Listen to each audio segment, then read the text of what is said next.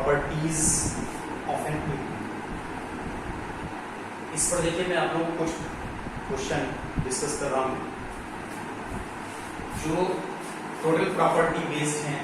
Question है if a, b, c are in AP then 1/BC, 1/CA, 1/AB are also in AP। इसी question का second part है if ABC are in AP then AB plus C upon BC, BC plus A upon CA, CA plus B upon AB are also in AP। देखिए dear students, अगर आप केवल properties को use करके इसको solve करते हैं तो मैंने कल आप लोगों को 4 प्रॉपर्टीज डिस्कस की हैं। If 3 or more terms are in AP, then if a non-zero fixed number is added to each of the term of an AP or subtracted, multiplied, divide, there will be no difference on AP। AP पर difference क्या आता है कि केवल उसका first में common difference change होता है, but the sequence still will remain in AP। Sequence AP में भी रहेगा।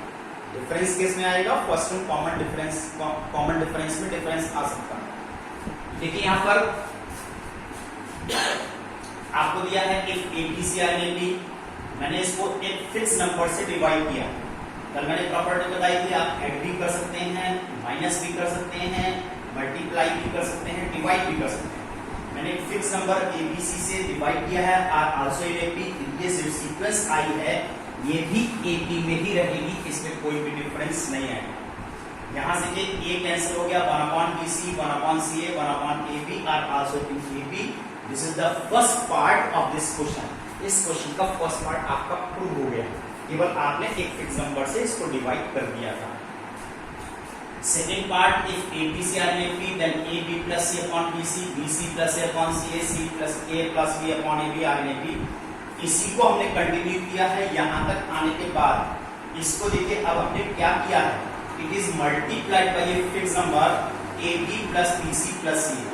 इन तीनों टर्म्स को मैंने AB plus BC plus CA से मल्टीप्लाई किया है और आल्सो इन AP। इसको किसी फिक्स नंबर से मल्टीप्लाई करते हो तब भी ये टर्म्स AP में ही रहते हैं। इसके बाद इसमें से मैंने -1 सब्ट्रैक्ट किया है, this is also fix number. सब में से अगर आप एक फिक्स क्वांटिटी को माइनस कर देते हैं still the terms will remain in AP में ही रहते हैं। अब यहाँ पर एलसीएम लीजिए, एलसीएम लेते हैं तो BC एंड BC कैंसिल होता है, then AB plus CA upon BC। यहाँ पर एलसीएम लीजिए, एलसीएम लेंगे तो CA कैंसिल होगा, then AB plus BC upon CA। यहाँ एलसीएम लीजिए, AB कैंसिल होगा, then BC plus CA upon AB। अब इसका नेक्स्ट स्टेप के लिए यहां से न्यूमरेटर से A कॉमन है, न्यूमरेटर से A कॉमन है, then A is common, then B plus C upon BC, comma B is common, then A plus C upon AC, comma C is common, then A plus B upon AB are also in AP। और ये terms भी AP में ही है। That's all। देखिए यहाँ पर ये prove हो गया। ये आपको शो करना था कि शो कीजिए कि these terms are in AP, तो आपने इस तरह से अकॉर्डिंग टू 100% यूजिंग प्रॉपर्टीज को किस तरह से आपने यूज किया है और ये टर्म्स देखिए यहाँ पर AP में प्रूव किया। चलिए I will discuss one more question. एक और क्वेश्चन देखिए आप लोग,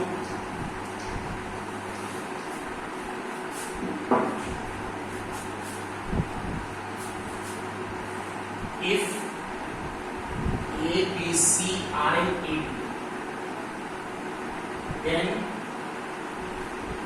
B plus C whole square minus A square, C plus A whole square minus B square and A plus B whole square minus C square are also in AP।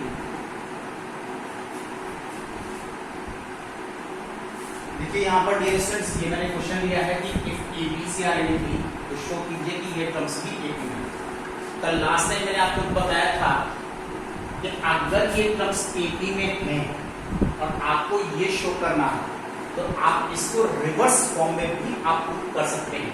Suppose कर लो ये सभी terms AP में हैं, already AP में हैं, इनको use करो and show that ABC are in AP.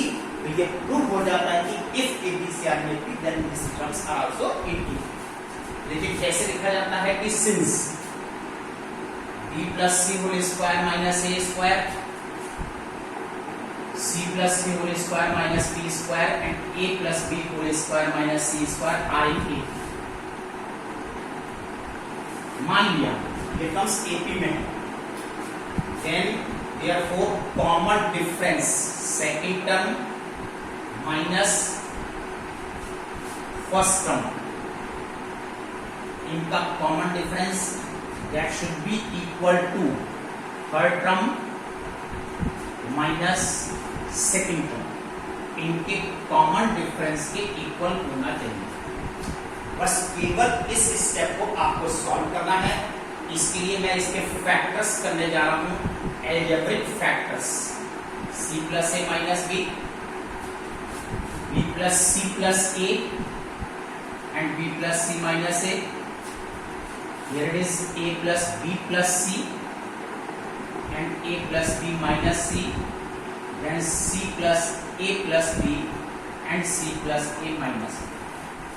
From this side a plus b plus c is common, बाकी सारे आप ब्रैकेट्स ओपन कीजिए, minus c minus a plus b. In this side also a plus b plus c common, बाकी सभी brackets आप open कीजिए। ये common term cancel है, इसमें भी जितने टर्म्स आपके पास c कैंसिल है और यहां पर भी a कैंसिल है। बाकी सभी टर्म्स की आप कैलकुलेशन कीजिए। जब आप इसमें कैलकुलेट करते हैं, this is 2a minus 2b and this is 2b minus 2c. This is 4b is equal to 2a plus 2c, or we can say this is 2b is equal to a plus c, 2 common लेकर के cancel कर। Therefore a b c are in A, right. तो ये मैंने इसको reverse form में prove किया है। जो आपको प्रूव करना था कि show that these terms are in AP, इनको हमने सपोज कर दिया कि these term already are in AP. यहां से क्वेश्चन स्टार्ट किया है और जो आपको गिवन था वो हमने प्रूव कर दिया है कि एबीसी आर इन एपी। इसका मीनिंग होता है कि if ABC are in AP then these terms are also in AP. तो डियर स्टूडेंट, देखिए किस तरह से हम यहाँ पर प्रॉपर्टीज को यूज करते हैं, कैसे प्रॉपर्टी का एप्लीकेशन किया जाता है। Now see your homework, today's homework. अब आप होमवर्क नोट कीजिए और कीप रिवाइजिंग, और इन क्वेश्चंस को आप लोग टाइम टू टाइम अपने करते रहिए। होमवर्क में आज मैं आपको दे रहा हूं exercise 7E, question number 1 to 5।